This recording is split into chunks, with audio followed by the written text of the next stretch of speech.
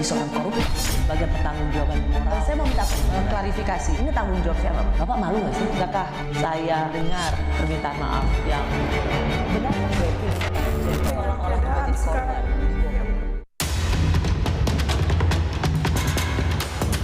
Pak Menteri, untuk yang diperkosa itu juga bukan kasus kecil, Pak.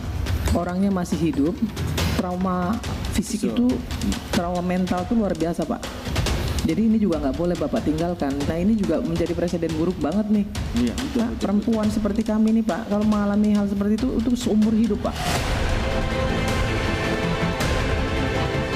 Publik responnya luar biasa karena dokter itu manusia setengah dewa.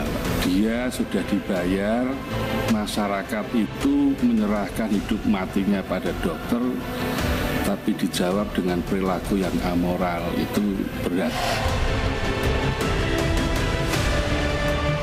Ya, jadi ini saya kira menjadi momentum ya untuk kita berbenah bahwa ini seperti fenomena gunung es tadi disampaikan gitu ya. Tidak hanya soal pelecehan, tidak hanya masalah-masalah etik, disiplin kedokteran, tapi mungkin juga masalah yang lain.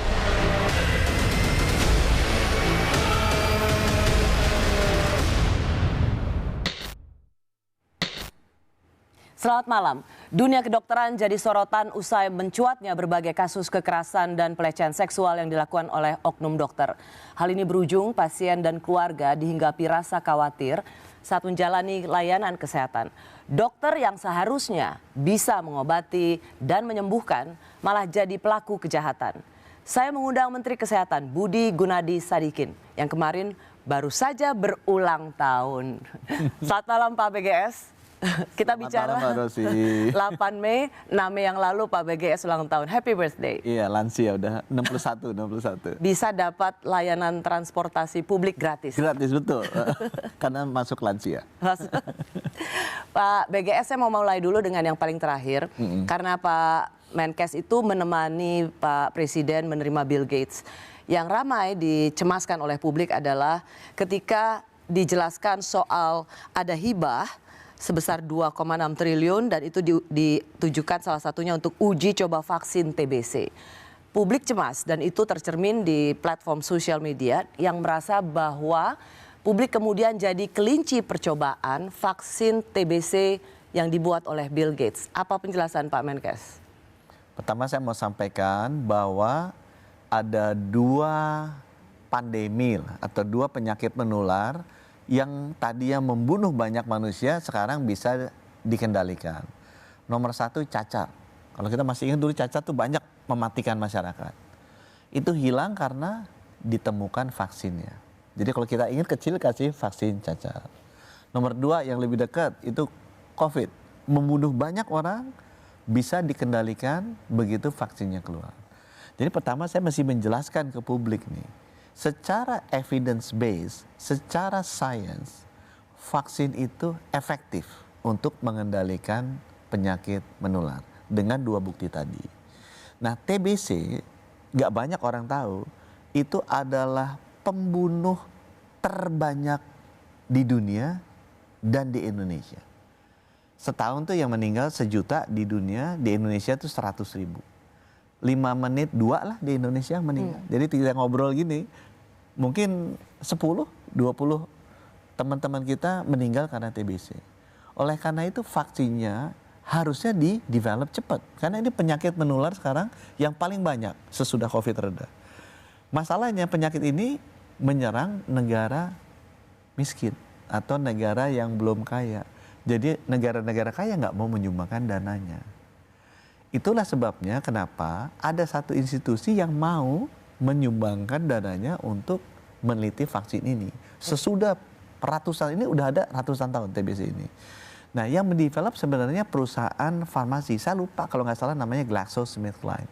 Tapi karena lihat ini hanya buat negara miskin, dia nggak mau terusin sendiri, akhirnya diambil oleh Bill Gates. Karena Bill Gates menyumbangkan $9 miliar setiap tahun untuk membantu negara-negara Afrika, Asia, sama sini. Nah, begitu ini sudah sampai clinical trial level 3, kan pertama dites dulu safety-nya. kemudian dia mau tes efikasinya, ampuhnya berapa banyak. Dia mau tes ampuhnya berapa banyak, itu kan tergantung genetiknya juga, sukunya, rasnya. Jadi perlu lakukan di beberapa negara. Nah, Indonesia waktu itu nggak masuk. Saya datang, kenapa Indonesia jadi tertarik untuk masuk di clinical trial level 3? Ini clinical trial untuk melihat efikasi ya. Jadi safety segala macam udah selesai. Udah selesai. Karena di situ poinnya Pak Menkes. Karena yang dirasakan oleh publik adalah masyarakat Indonesia menjadi kelinci percobaan, dan kemudian karena tidak ada transparansi, tidak ada keterlibatan publik atau ahli di sini, maka dan kemudian penerima vaksinnya adalah kelompok-kelompok rentan, mereka hanya bisa terima cairan apa yang masuk ke tubuhnya tanpa tahu apa dampaknya bagi tubuh masyarakat Indonesia. Yang melakukan clinical trial ini adalah 2 perguruan tinggi, kita kerjasama. Satu adalah UI, satu lagi UNPAD. Jadi bukan Kemenkes melakukan sendiri menteri, enggak. Yang melakukan adalah UI dan UNPAD, isinya semua ahli-ahli untuk ngetes, vaksinnya udah jadi sekarang, dites.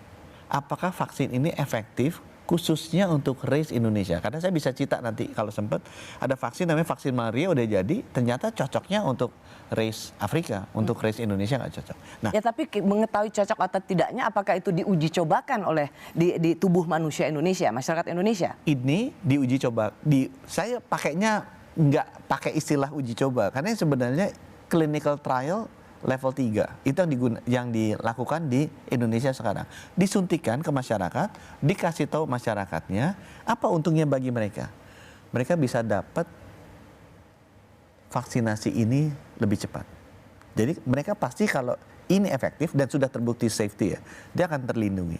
Yang nomor 2, semua ahli-ahli di Indonesia, utamanya di UI dan UNPAD, itu jadi paham mengenai penyakit ini dan vaksinnya lebih dulu dibandingkan negara lain.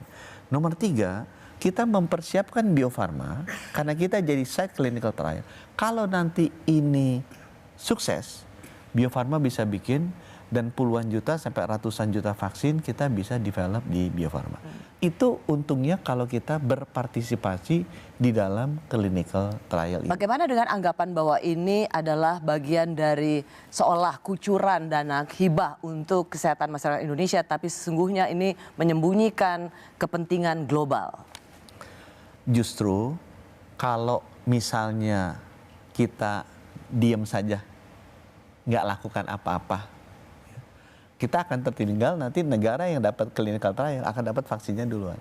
Dan at the end of the day, masyarakat kita yang mati 100.000 setiap tahun akan menjadi prioritas berikutnya dibandingkan negara lain yang bisa mendapatkan akses vaksin ini. Karena mereka berpartisipasi duluan. Itu kejadian di banyak clinical trial vaksin lainnya. Nah itu kita nggak mau kan, kita ngalami waktu COVID kan. Ya kita lumayan baik, tapi kan kita bukan yang pertama terlindungi. Jadi Anda ingin membantah bahwa uji coba vaksin TBC yang diberikan oleh Bill Gates berupa dana hibah ke Indonesia itu bukan semacam uji coba ajang kelinci percobaan bagi masyarakat Indonesia? Saya kasih contoh lain yang mungkin bisa lebih menjelaskan ya. Clinical trial itu banyak dilakukan. Yang paling sering sebenarnya bukan vaksin. Paling sering adalah clinical trial untuk treatment cancer. Banyak tuh. Sudah safety-nya udah jadi, mau dilihat efikasinya. Orang yang udah cancer terminal, dia tahu kan dia bakal meninggal. Kan? Nah, kalau ada akses ke clinical trial, kita berpartisipasi, itu orangnya bisa dapat gratis. Apakah ini akan 100% sukses apa enggak? Tidak menjamin 100%, tapi tidak akan harmful buat dia. Karena kan udah selesai di clinical trial level 1 tuh. Harmful tidak harmfulnya udah selesai di level 1. Jadi tidak ada downside risk-nya.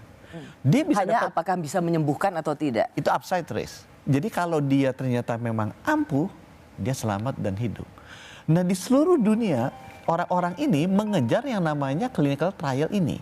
Ya, dia mengejar clinical trial ini supaya bisa berpartisipasi. Nah, itu yang sebenarnya saya ingin sarankan, harusnya teman-teman kita melihat ini sebagai salah satu contoh.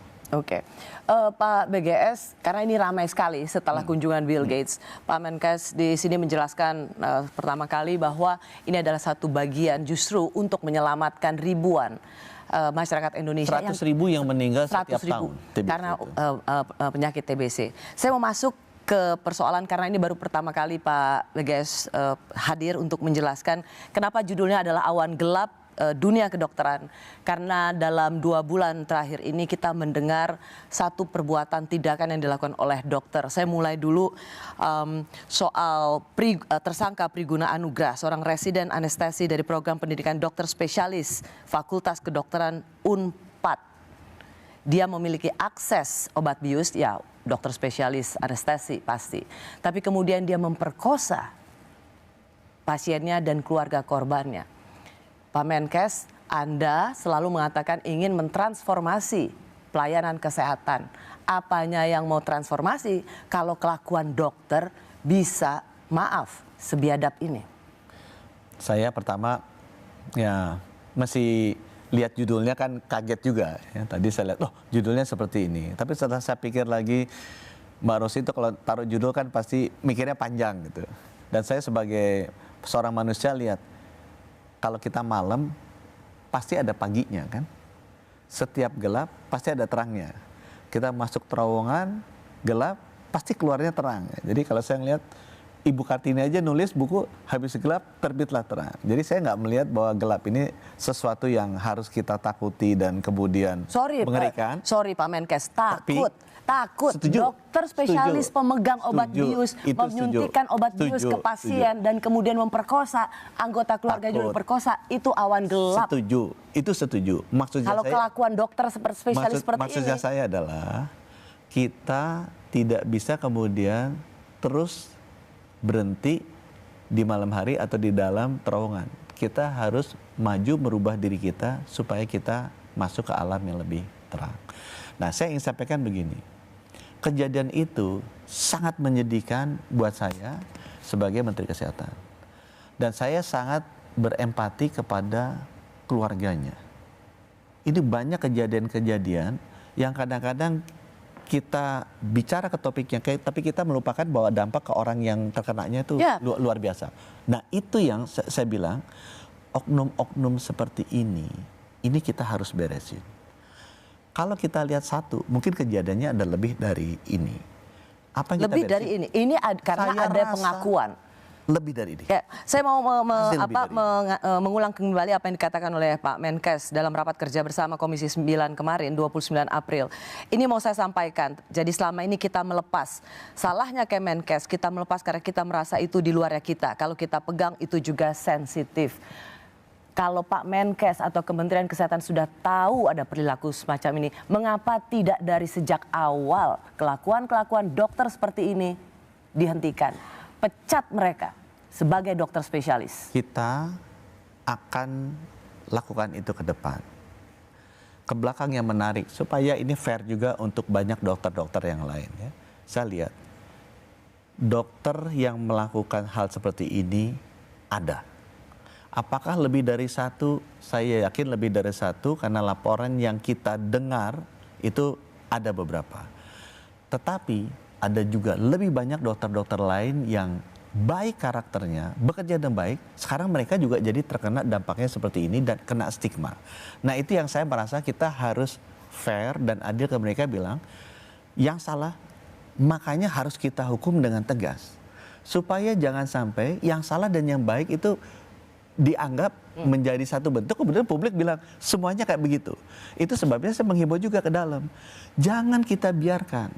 Masalah buat saya dulu adalah, Mbak Rosi ya, selama dokter itu jadi pendidikan, itu ada dualisme yang saya harus bereskan. Dualisme di pendidikan. Maksudnya jadi begini, maksudnya gini, ini dokter ini emang pada dasarnya sakit jiwa atau karena pendidikan di kedokteran jadi kayak gini? Saya merasa itu tanggung jawab saya. Cuma masalah begini, dokter itu adalah peserta didik dari kementerian yang lain. Dia bukan pegawai dari rumah sakitnya. Jadi ada dua kementerian yang memegang ini nih. Nomor dua, padahal dia bekerja di rumah sakit yang di bawah saya, dan dia Hasan juga Sadikin ketemu dengan pasien yang merupakan pasien saya. Jadi suatu saat kalau saya ngambilnya terlampau jauh, saya tuh overrule my jurisdictions gitu. Dan saya pernah melakukan itu, dan saya diberitahu bahwa itu bukan jurisdiksi saya. Jadi saya revert back. Tapi setelah ini kejadian ini, saya sadar, dan saya duduk sama Kementerian Dikti, Mas Brian, sama-sama kan alumni ITB. Kita tuh nggak bisa begini, karena kalau kita sungkan-sungkan pakai masing-masing, nggak ada Jadi yang ngurus. saya menangkap kesan Pak Menkes sebenarnya tahu, tetapi mau melakukan sesuatu karena ini dihalangi oleh. Saya nggak bilang dihalangi. Ini jadi kemudian saya cuma sungkan. bilang, saya pernah kan dulu kan, begitu ada Kompas kan keluarin kan, ada masalah kejiwaan. Ya. Saya mau survei, saya sempat ditegur. Pak, itu Bapak mau survei kejiwaan, itu bukan orang Bapak. Apa haknya Bapak survei dia? Saya dapat formal komplain.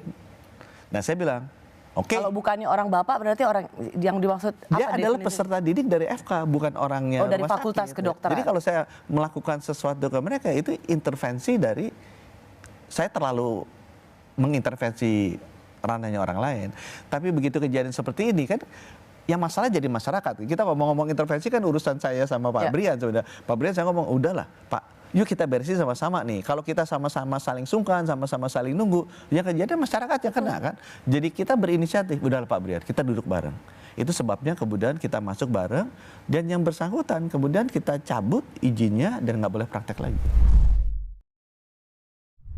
Terima kasih Anda masih di Rosi. Profesi dokter tercoreng karena ulah oknum yang menjadi pelaku kekerasan seksual. Saya masih bersama Menteri Kesehatan Budi Gunadi Sadikin. Pak BGS, kita kembali soal bagaimana kemarahan publik dan ketakutan sebenarnya. Saya tahu bahwa kita harus mendudukan ini dengan fair karena masih banyak dokter yang baik. Tetapi apa yang dilakukan oleh para dokter ini betul-betul mengerikan. Tadi kita sudah sebelumnya membahas dokter spesialis anestesi punya keleluasaan memegang obat bius, membius dan memperkosa. Lalu ada OPSGYN di mana para perempuan mempercayakan tubuhnya untuk diperiksa. Sebenarnya kasusnya itu sudah terjadi 24 Juni tahun lalu, tapi baru viral 14 April tahun ini. Dan itu bisa ketahuan ketika ada CCTV. Nah, Pak Menkes, sekali lagi saya ingin mengatakan bahwa kita tidak melihat adanya transformasi mental para dokter. Alih-alih mereka memberikan pelayanan kesehatan yang baik, tapi mereka justru menjadi pelaku kejahatan. Di mana tanggung jawab Menteri Kesehatan? Ya, semua yang berurusan dengan kesehatan itu tanggung jawab saya. Dan saya juga melihat bahwa kejadian ini terjadi, terbuka ke masyarakat, sehingga itu tadi kan sangat negatif kepada profesi ini. Saya mengakui bahwa harus ada perbaikan ke depannya. Ya, perbaikan yang pertama adalah semua prosedur sebenarnya sudah ada. Bahwa harus ada yang mendampingi, kemudian juga yang boleh dilakukan tindakannya apa, itu sudah ada dan diajarkan. Tinggal masalahnya apakah implementasinya dimonitor dengan baik atau tidak. Sekarang yang kita lakukan, kita perketat aturan mengenai itu. Yang nomor 2 juga, pembiaran itu terjadi. Iya, karena gini, mengapa pembiaran itu menjadi sesuatu yang faktual? Karena harusnya di ruang pemeriksaan tidak boleh ada CCTV. Yang itu kan aneh, Pak Menkes, kan nggak boleh. Tapi ternyata ada CCTV, itu sendiri sebenarnya menyalahi aturan. Tetapi CCTV itu justru menyelamatkan korban yang berteriak dalam yang selama ini dan dibiarkan, karena betul si OPSGYN ini memang melakukan pelecehan padanya. Jadi masa sih kita harus nunggu korban dulu untuk menangkap dokter-dokter cabul? Ya, itu tadi ya. Kejadian ini cenderung untuk dibiarkan dan ditutup-tutupi. Ini kan banyak kejadian kalau nggak kebablasan terbuka ada CCTV kan nggak ketahuan. Dan saya yakin ada lagi beberapa yang lain cuma nggak ketahuan. Nah, itu diperlukan ketegasan memang untuk bilang yang salah adalah salah dan salah itu dihukum. Ini yang sekarang akan Kemenkes ketatkan. Dan saya bilang ke teman-teman dokter, dokter itu jauh lebih banyak yang baik dibandingkan yang buruk. Cuma yang buruk ini benar-benar menghancurkan citra seluruh profesi ini. Saya bilang, itulah sebabnya yang buruk ini jangan terus-menerus dilindungi. Itu kan ada spirit korpsnya tuh tinggi sekali di sana. Kalau tadi Pak Menkes bilang ada pembiaran, siapa sih yang membiarkan ada kelakuan-kelakuan seperti ini? Ekosistem itu cenderung untuk menutupi dan memproteksi kalau ada kejadian seperti Esprit de corps. Ya, begitu. Nah, itu yang sekarang saya jelaskan ke teman-teman. Justru dengan kita begitu, nanti yang kena semua. Padahal yang semua yang baik itu jauh lebih banyak daripada ini. Yang ini udah aja jelas, set, potong, jangan suruh praktek, kasih catatan. di catatan track recordnya mereka, dan udah dikeluarkan dari izin-izinnya mereka untuk bisa praktek. Itu sebabnya sekarang kan semua izin kan dipegang Kemenkes. Kita ada database-nya. Sekarang kita disimpulkan begitu dia udah kejadian seperti itu dan indikasi-indikasi itu udah ada sebelumnya. Ini kan nggak mungkin di ujung kan, pasti sebelumnya udah ada. Itu langsung kita catat. Kalau itu kejadian, udah kita freeze atau kita cabut itu izinnya, which is sudah dilakukan sekarang. Sampai sejauh ini Pak, Kementerian Kesehatan itu membekukan 3 prodi kedokteran di 3 kampus di Undip, karena waktu itu ada sampai seorang siswi kedokteran tewas. Anestesi juga itu ya. Nanti kita akan bahasnya di segmen berikutnya. Dan kemudian ada Unsrat, Universitas Samratulangi, dan kemudian Pajajaran Rumah Sakit Hasan Sadikin tadi. Tetapi ini juga mendapat kritik Pak Menkes karena ini ulah dari orang-orang personal, tetapi kenapa prodinya yang dibekukan? Bagaimana dengan nasib dokter-dokter baik lainnya yang terkena imbas dari prodi yang dibekukan? Sebenarnya bukan prodinya bekukan, prodinya tetap jalan ya, karena prodi itu kan miliknya Kementerian Pendidikan Tinggi. Saya nggak bisa membukukan prodi. Yang saya larang adalah jangan jalan pendidikannya di rumah sakit saya dulu. Dia bisa jalan di rumah sakit yang lain. Untuk Mbak Rosi bilang, kalau seorang bisa dididik anestesi, itu nggak satu rumah sakit. Dia puter beberapa rumah sakit. Ada problem di rumah sakit saya. Saya ingin tahu dong, ini problem ini terjadi kenapa, apa masalahnya itu. Selama saya tidak freeze dulu, saya nggak ketahuan masalahnya di mana. Contoh misalnya, yang saya ketemu pada saat yang kejadian di Undip dan yang di Unpad ya. Begitu kita berhentiin, semua seniornya mengeluh. Loh kenapa mengeluh? Sekarang mereka harus kerja penuh. Loh jadi dulu gimana? Saya baru tahu bahwa memang yang melayani pasien kebanyakan adalah PPDS-nya. Bukan dokternya, saya nggak tahu dokternya kemana. Gitu. Tapi yang melayani adalah PPDS-nya. Kan harusnya nggak begitu. Harusnya melayani PPDS-nya didampingi oleh seniornya. Sekarang ini, ataupun kalau maupun dilepas, tetap harus ada pengawasan dari dokternya. Sekarang yang kejadian, hampir semua pasien dilayani oleh PPDS-nya. Itu baru ketahuan begitu kita freeze. Jadi dengan freeze ini kita lihat, oh di sini yang salah, oh di sini kita nggak benar, oh di sini yang bahaya. Karena kalau di seluruh dunia, yang namanya dokter anestesi itu harus mendampingi pasiennya sejak dia di melek, jadi merem, sampai dia melek lagi. Itu sangat berbahaya untuk patient safety kalau di tengah-tengah dia pindah ke ruang operasi berikutnya atau even pindah ke rumah sakit lain. Sebentar Pak Menkes, jadi dibekukan itu untuk rumah sakit milik Kementerian Kesehatan.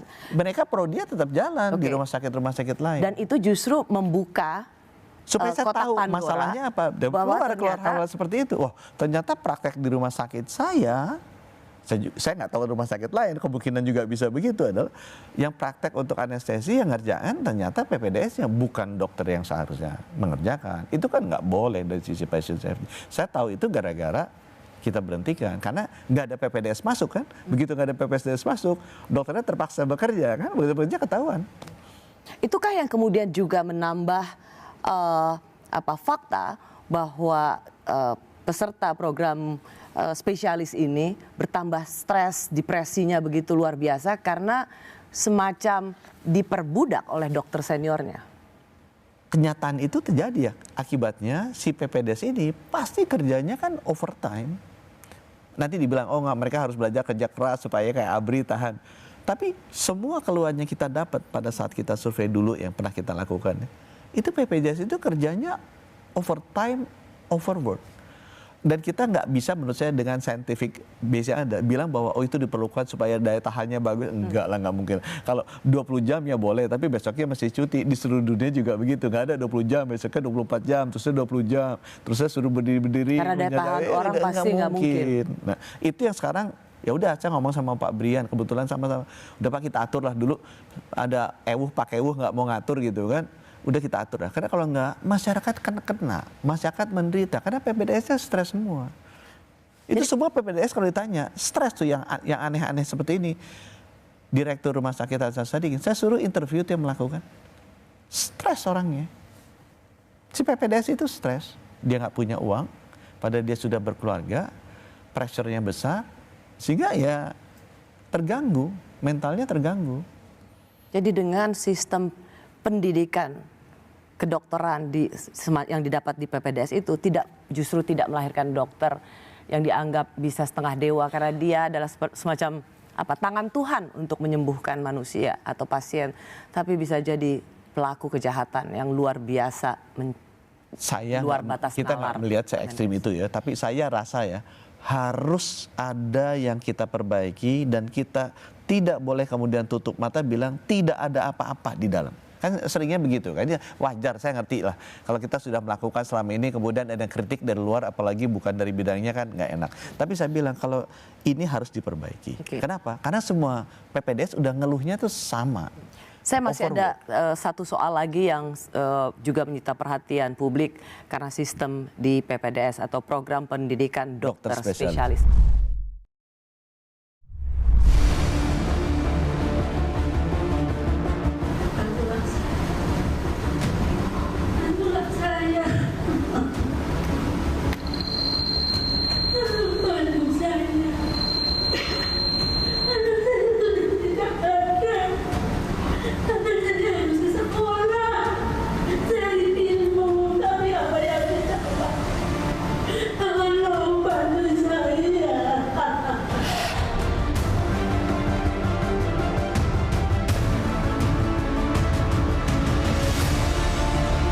Sebelum kita masukin ke pengadilan, ada yang nyelonong lulus duluan. Begitu kita identifikasi, ada laporan, kita hentikan nih.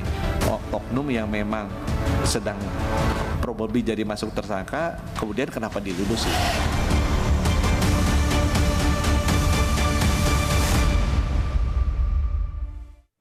Terima kasih Anda masih di Rosi. Saya bersama Menteri Kesehatan Budi Gunadi Sadikin. Pak BGS, saya tahu persis Anda hands on betul untuk kasus meninggalnya Dr. Residen Aulia Risma Lestari yang ditemukan meninggal di kamar kosnya. Itu 12 Agustus 2024. Sehingga Pak Menkes kalau rapat dengar dengan Komisi 9 DPR selalu merefer itu. Tetapi juga Anda dianggap insensitif terhadap korban perkosaan dan pelecehan seksual yang dilakukan oleh dokter ke pasiennya. Karena mereka juga korban yang tetap hidup dan harus menanggung malu aib sepanjang hidup mereka. Bagaimana Anda menjelaskan Menteri Kesehatan tidak memiliki perspektif bersama korban kekerasan seksual? Tidak memiliki rasa yang sama untuk membela korban kekerasan seksual? Memang khusus untuk kasusnya Dr. Risma yang di Semarang, saya akui itu, saya ada ekstra beban moral. Atau ada kayak trauma moral lah yang terjadi. Kenapa? Karena kasus-kasus ini kita udah identifikasi sejak 2023. Sejak Kompas itu pertama kali keluar. Itu sebabnya saya keluarin aturan untuk screening lebih baik. Kita periksa, pengaduan kita buka, udah masuk 2.000 lebih pengaduan, 600 confirm bullying, kita kirim tim audit ke sana, 300 kasus sudah selesai, kita udah hukum malah berhentiin di rumah sakit udah ada kan, tegur di rumah sakit udah 151 kita keluar. Kok udah sejak Agustus 2023 kita lakukan, 2024 malah ada yang wafat. Jadi saya kan bilang, apa yang kurang saya lakukan gitu. Saya datang ke sana. Yang saya bilang ke Mbak Rosi ya, mungkin saya ini kekurangan saya sebagai manusia ya. Saya kan lihat dia meninggal, bapaknya tuh sakit Mbak Rosi. Waktu saya datang bapaknya masih hidup. Bapaknya tuh sayang sekali ke anaknya. Kenapa dia sakit? Karena dia merasa bersalah. Kan anaknya udah minta mundur sama bapaknya nggak boleh, kan ini kebanggaan bapaknya. Oh, mau mundur dari sistem kedokteran. Jadi saya lihat dan itu kan fasilitasnya nggak bagus dan adiknya takut kan, bapaknya dirawat di sini nanti gimana gitu kan. Mereka kan waktu itu kan bener. Jadi bapaknya tuh saya pindahin ke Jakarta, fasilitas, ke rumah sakit terbaik saya, meninggal. Jadi saya tuh waktu datang saya terus terang ada trauma. Ini orang keluarga yang anaknya meninggal. Bapaknya stres gara-gara merasa meninggal anaknya gara-gara dia tidak mengizinkan berhenti. Saya mencoba memperbaiki karena kalau nggak gimana istri sama anaknya masih sih meninggal 2 orang keluarganya. Udah saya coba semaksimal mungkin bisa lakukan meninggal. Itu kayak kita pergi ke perang kemudian nembak orang trauma. Saya mengalami trauma di sana bilang. Jadi ada perasaan guilty feeling yang luar biasa besar ke keluarga ini. 2 orang keluarga meninggal dalam waktu 1 bulan gara-gara ini. Itu sebabnya kemudian saya mungkin ekstra keras, saya mendorong sampai saya ingat waktu itu sampai ada demo. Anda merasa ini jadi utang moral jadi Anda utang pada saya keluarga korban? dan itu saya ingat tuh sampai saya dianggap ada demo pita hitam. Saya udah sering ada pita hitam, walaupun pita hitamnya bukan karena Ibu Risma meninggal ya, kan waktu itu saya berhentiin tuh prodinya karena itu tadi saya mau lihat ini problemnya apa sih. Itu kan prodi yang pertama berhentiin yang di sana kan. Saya dapat demo pita hitam tuh. Ya. Saya pikir pita hitam itu buat yang meninggal, enggak, buat saya gitu, gara-gara saya membekukan prodi ini. Tapi tidak gitu. tidak pita hitam untuk siswi kedokteran yang mengambil gitu. program spesialis yang meninggal dunia. Jadi itu terjadi karena ada trauma itu. Jadi setiap kali ada kejadian itu men-trigger di alam bawah sadar saya, ya hutang moral itu versinya Mbak Ros itu kayak traumanya keluar lagi. Aduh. Iya ya, kenapa sih? Apa sih yang harus saya lakukan lebih baik lagi supaya ini jangan kejadian terus? Tapi saya tetap bilang Mbak Rosi ya, harus ada yang diperbaiki. Dan jauh lebih banyak dokter-dokter yang hatinya baik. Saya ini kemarin baru Pak Menkes, Pak Menkes berulang kali mengatakan bahwa harus ada yang diperbaiki. Dan kemudian Pak Menkes kan selalu juga mengatakan ini untuk transformasi pelayanan kesehatan. Tapi ini kan terjadi. Jadi kemana aja selama ini? Pak Menkes kan udah lebih dari 5 tahun. Belum 5 tahunnya nanti 23 Desember 2025. Ya karena udah, saya kan 2020. Ya, maksud saya jadi kemana aja Menteri Kesehatan? Saya kan memang 2 tahun pertama ngurusin COVID lah. Saya mesti deliver tuh 400 juta suntikan ke 200 juta masyarakat Indonesia di 7.000 pulau secepat-cepatnya. Ya, jadi 2 tahun pertama nggak kerja, saya terus terang. Kerjanya menteri vaksin. Kalau lebih kerja benar karena saya pengen nyelamatin nyawa tuh dulu. Nah sekarang saya baru kerja begitu saya lihat dibuka sama Kompas. Itu saya kerja bertahap. Nah sama, saya beresin dulu sistemnya, pengaduannya masuk seperti itu. Terkejut kita lihat begitu banyak. Saya kirim auditor ke sana, ribut karena ini kan lahannya bisa overrule, kerjasama sama Irjen Kementerian Dikti. Jadi yang di Undip tuh masuknya sama Irjen Kementerian Dikti waktu zamannya Menteri sebelum masuk kita perbaiki, ada kejadian lagi dan terus kejadian itu memberikan masukan ke kita. Memang cukup banyak yang harus diperbaiki. Saya akui saya belum menyelesaikan semua, tapi sekarang kemajuan yang ada udah jauh berbeda dengan sebelumnya. Nah, salah satu yang saya rasa harus perbaiki. Kita harus tegas Mbak Rosi. Mbak Rosi kan sekolahnya di sekolah yang terkenal disiplin juga. Saya tahu sekolahnya SMA di mana. Apa beda SMA disiplin sama enggak? Kalau salah dihukum dan hukumnya jelas. Nah, itu yang saya bilang. Ini kalau ada yang salah, hukum jelas, jangan dilindungi dikasih pisah hitam gitu kan. Hukumannya yang jelas. Dengan demikian melindungi yang baik. Ada 632 kasus perundungan. Itu luar biasa banyaknya dan ketemu sejak saya buka sistemnya tuh. Ya. Sebelumnya nggak pernah ketahuan. Sejak 2023 malah 2.668 yang masuk laporan. Terregister. Dulu nggak pernah ada. Sekarang masuk terregister. Setiap yang register saya periksa Irjen kirim. Karena bisa jadi ngejelek-jelekin kan banyak orang Indonesia. Begitu kita kirim 600 confirm. 600 confirm periksa. Cari penyebabnya siapa yang tanggung jawab, yang salah ditegur. 300 sudah selesai, 150 tegur. Ada yang diberhentiin jadi dirut. Dirutnya saya loh diberhentiin. Pak, yang menarik juga, saya soal Dr. Aulia yang meninggal karena depresi dan dia juga akibat bullying. Pelaku bullying itu diluluskan dan Anda memprotes kelulusan pelaku bullying itu. Ya, dan kemudian itu berakibat si pelaku ditunda kelulusan dokternya. Apakah Anda dapat menerima bahwa Anda seorang Menkes yang otoriter? Ya, saya dibilang otoriter. Dan saya terus terang itu terima kasih. Itu masukannya dari satu akun yang dan namanya ada beberapa dokter bikin akun. Akunnya suka menghujat saya juga, ada akun PPDS Gram gitu ya. Tapi mereka masukin tuh ke situ. Saya lihat loh, ini bukannya nggak lulus. Akhirnya saya cek kan dan akhirnya keluar di beberapa akun itu. Kemudian saya suruh cek. Ternyata benar ini harusnya lulusnya berapa semester gitu. Kok ini dipercepat dan ini adalah pelaku pembuli yang sedang diproses di polisi, yang sedang dalam proses ini P21 ke kejaksaan. Ya akhirnya karena kita memiliki wewenang sekarang dengan undang-undang yang baru untuk menahan SIP dan STR, itu kita freeze dulu. Nah itu yang saya dulu udah dibilang otoriter karena wewenang STR, SIP diambil. Tapi kalau nggak diambil, ya itu tadi, orang yang salah tuh nggak dihukum-hukum karena sungkan sama temennya kan. Jadi itu ambil, sekarang wewenang udah sama saya freeze. Saya bilang saya nggak akan buka sebelum terbukti pengadilan dia salah apa enggak. Kalau dia salah, saya cabut.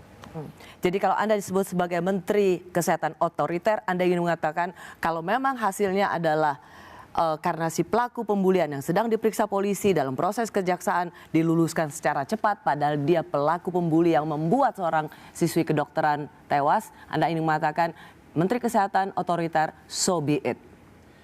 Otoriter ke satu orang demi kebaikan jutaan orang akan jauh lebih baik daripada kita membiarkan satu orang sehingga jutaan orang menderita. Sejumlah dokter diberhentikan dan dimutasi mendadak dari rumah sakit vertikal atau yang berada di bawah Kementerian Kesehatan. Selain dianggap menyalahi prosedural, praktek ini dinilai meresahkan dan mencederai sistem layanan kesehatan serta pendidikan dokter-dokter di tanah air. Saya masih bersama Menteri Kesehatan Budi Gunadi Sadikin. Pak Menkes, kita diramaikan juga soal bagaimana dokter spesialis itu dimutasi, dipindahkan, dan sampai mengadu ke Komisi 9 DPR. Karena ia vokal tentang kebijakan Menkes. Kembali merefer kepada pertanyaan saya, Pak Menkes ini memang mulai makin otoriter ya? Ya sebenarnya kalau otoriternya dihitung di sini udah telat. Kenapa saya sudah pindahkan mungkin lebih dari 40-50 orang. Nanti saya cerita sekarang risetnya kenapa, Mbak Rosi. Saya tuh pernah bikin rumah sakit Surabaya bagus kan. Saya kirim dokter saya dari UI dong ke Surabaya ke sana. Spesialis tertentu lah. Begitu dia masuk, dia dipanggil sama senior spesialis itu tapi yang lulusan Surabaya. Dibilang gini, kamu jangan masuk sini deh. Kalau kamu masuk sini, kamu nggak akan dapat praktek kedua, praktek ketiga di swasta. Jadi diancam karena lulusannya beda. Ini lahannya sini, nggak boleh orang Jakarta masuk ke situ. Protes dong si anak muda ini nih ke saya kan. Saya panggil dong yang manggil, ngapain kamu gitu-gitu? Kenapa jadi eksklusifan seperti itu? Dia bilang, habis kita digituin juga di Jakarta. Saya cek, benar. Jadi kalau lulusan sini mau ke Jakarta, digituin juga di Jakarta. Jadi kan garu-garu kepala, loh kenapa begini? Contoh kedua, saya punya rumah sakit, saya bisa ngomong ke rumah sakit saya sendiri. Harapan kita, saya punya rumah sakit RSCM, dua-duanya di bawah saya. Itu ada ahli jantung kan? Ya. Ahli jantung mengerjakan intervensi, itu bisa dua spesialis penyakit dalam KKV atau SPJP intervensi. Di harapan kita, itu nggak ada SPPD KKV. Di RSCM, nggak ada SPJP, ada satu, tapi dia juga SPPD. Jadi lulusan yang sama, satu perguruan tinggi, beda spesialis, itu terlihat sekali perseteruannya. Ini nggak boleh masuk ke sana, itu nggak boleh masuk sini. Sehingga suatu saat, ini kalau bilang otoriter, yang saya lakukan adalah, saya ambil tuh orang RSCM satu, SPPD KV, saya jadiin direktur medis di harapan kita. Itu terjadi 2 tahun yang lalu. Kalau ngomong otoriter ya, tahu yang kejadian apa? Sampai seorang menteri telepon saya. Bilang, Bapak kenapa taruh orang spesialis itu ke sini? Karena Bapak tidak mengerti sejarah. Dia bilang, Bu, emang sengaja aku pindahin biar rukun. Sebulan kemudian saya taruh orang harapan kita, saya taruh di RSCM. Ribut. Yang ketiga yang saya sudah lakukan, Mbak Rosi. Ini kan antar lulusan itu kan nggak mau lulusan lain masuk. Buat saya kan ini aneh nih. Makanya timbul nggak terjadi. Kita lihat mana sih yang paling banyak mesti diberesin dan paling besar. Masa sih sampai segitu? Nanti dulu, aku jelasin dulu. Aku ambil Hasan Sadikin, itu di rootnya selalu lulusan Unpad. Nah, ambil lulusan Unsrat masuk. Itu ramenya minta ampun. Saya bilang ini, mungkin Mbak Rosi bisa cek yang terakhir, begitu saya udah lihat. Saya taruh di RSCM. Itu lulusan Universitas FK Brawijaya. FK mana? Brawijaya. Oh, Brawijaya. Karena dia memang RSUD terbaik. Jadi di tidak Indonesia. dikuasai Fakultas Kedokteran UI? Saya taruh. Blok. Itu ributnya. Buat sampai sekarang mungkin orang nggak memaafkan saya sampai sekarang. Kenapa saya lakukan itu, Mbak Rosi? Karena saya lihat itu banyak kejadian antara RCM dengan PON. PON itu sarafnya paling banyak kejadian stroke di sana. Sampai sekarang nggak ada PPDS saraf dari UI yang ditaruh di PON. Setelah saya lihat kenapa? Pertarungan antara guru-guru silat ini terjadi dan lama dan fierce. Ya menurut saya itu budaya nggak baik. Saya di Kemenkes mau mengubah budaya itu. Yuk kita kerja teamwork, kita bareng-bareng, jangan saling sikut-sikutan sani dan dendaman nggak ada. Makanya saya putar. Ya. Saya udah muter tuh udah lebih dari 50 orang. Tetapi tujuannya seperti itu. Tetapi yang dirasakan oleh para dokter spesialis ini, misalnya dokter spesialis jantung anak yang dipindahkan, karena ia vokal terhadap kolegium yang dibentuk oleh Menkes. Kolegium yang seharusnya independen, tetapi justru di Menkes membuat kolegium ini menjadi rasa pemerintah yang harus nurut ke Kementerian Kesehatan. Itulah yang dia rasa sebagai Menkes ini anti kritik, memindahkan orang bukan karena kompetensi, bukan karena ingin saling mendamaikan antara fakultas kedokteran berbagai universitas, tapi karena nggak mau dikritik.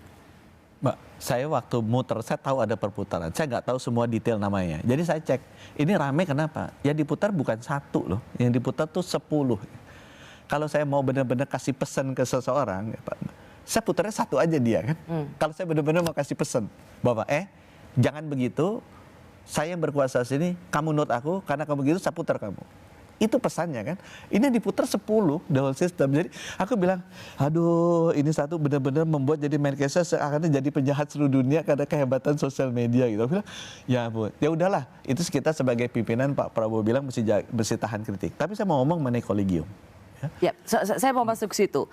Karena karena tadi ditanya ya, kolegium nanya ke aku kan, aku ingin sekali menjawab. Karena Anda sekarang dulu Menkes vaksin, sekarang Menkes PPDS dan sebentar lagi Menkes kolegium.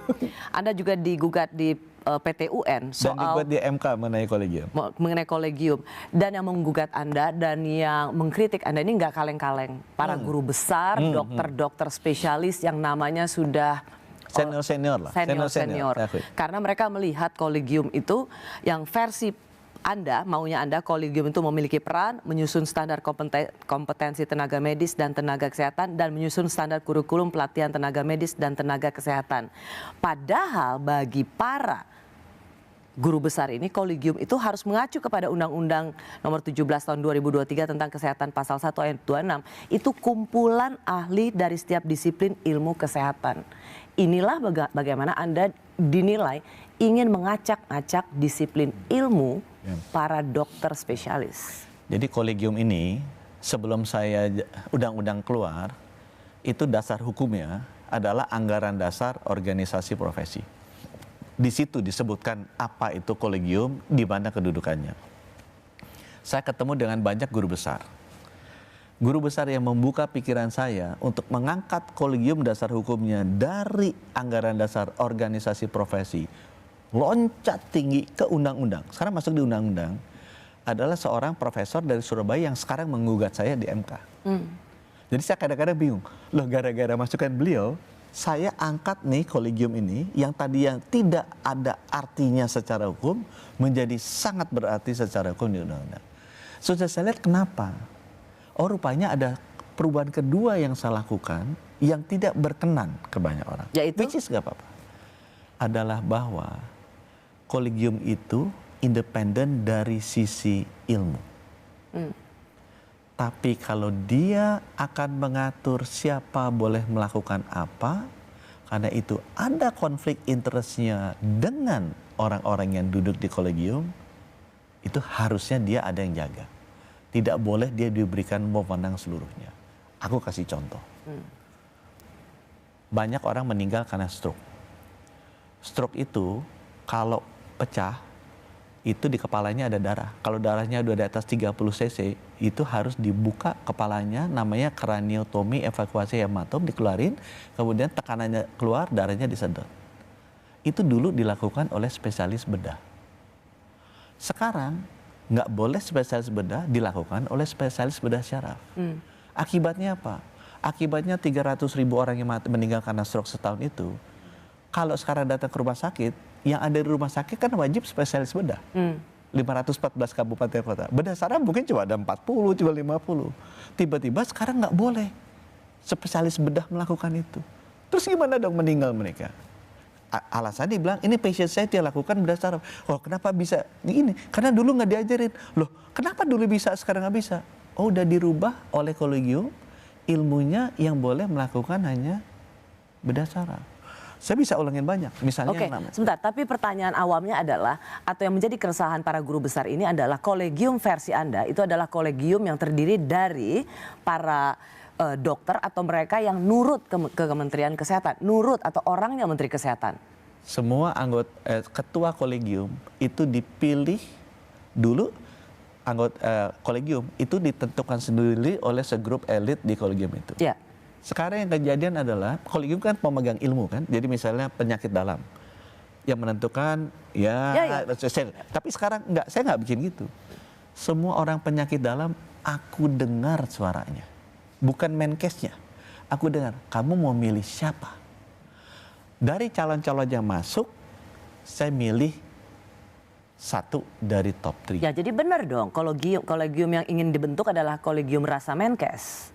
Nah, yang milih bertiga itu Menkes terlibat ya? 0.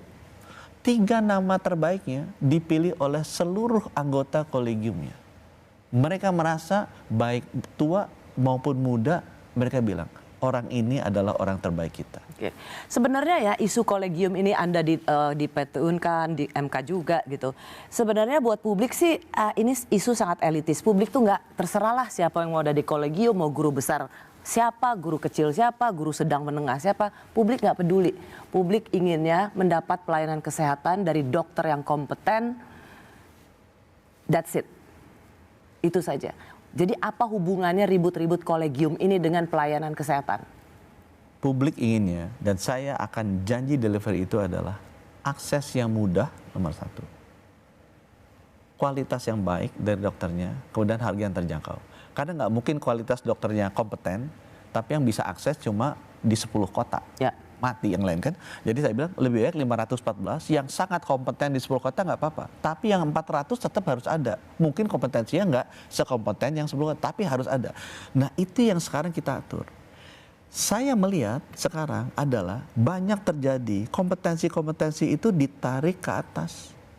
Sehingga sedikit sekali orang yang bisa melakukannya.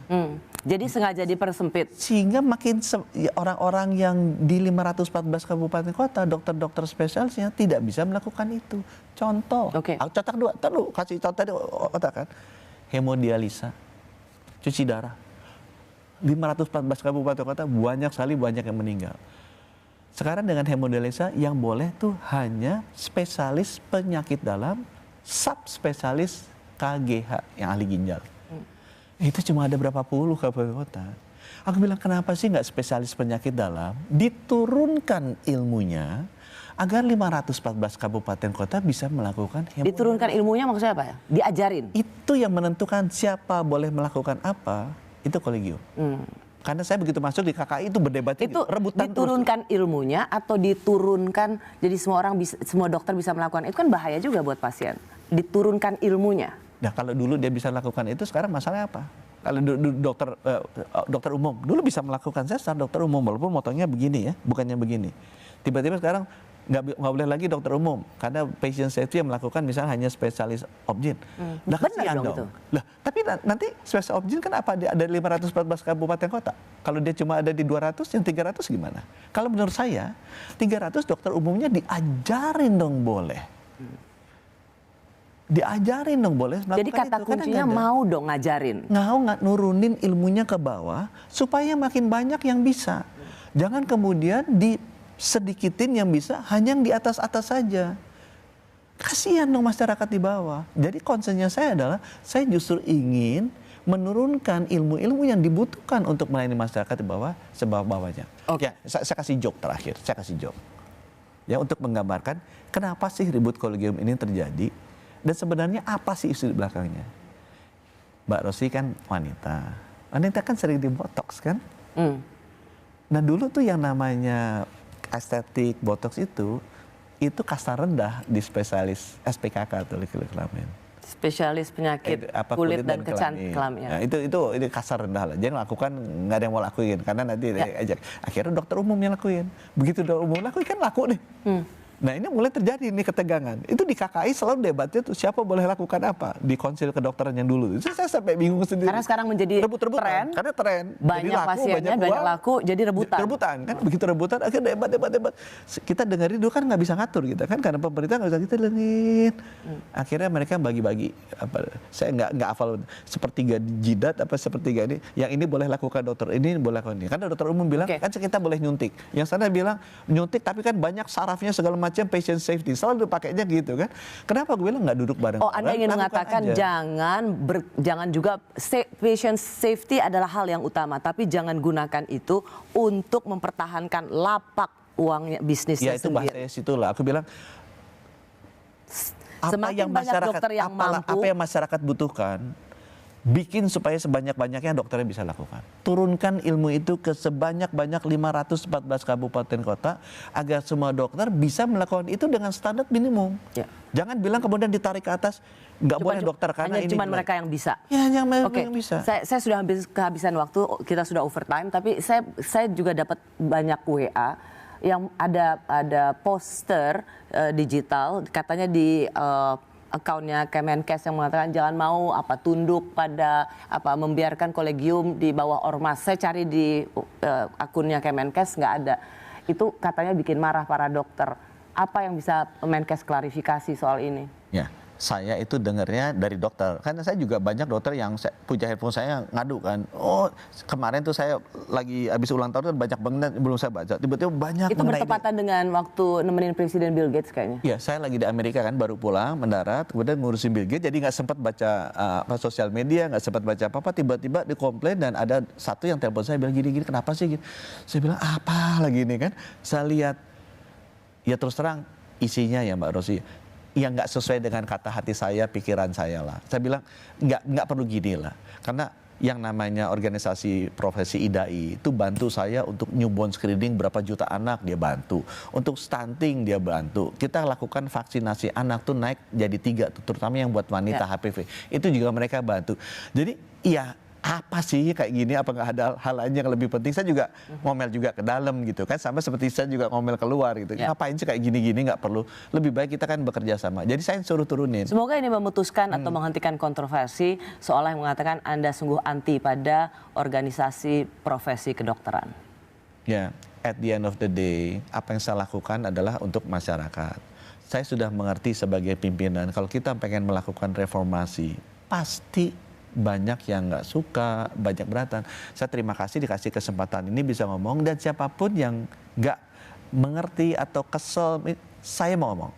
Cuma syaratnya satu, kalau saya untuk milih, apakah ini bermanfaat bagi masyarakat atau bermanfaat bagi kelompok orang tertentu, saya pasti akan ini ke masyarakat. Ini segala kebijakan saya pasti ambilnya ke situ. Menteri Kesehatan Budi Gunadi Sadikin, terima kasih sudah di Rosi. Terima kasih juga Anda telah menyaksikan Rosi. Kita jumpa lagi Kamis depan hanya di Kompas TV, independen terpercaya. Selamat malam.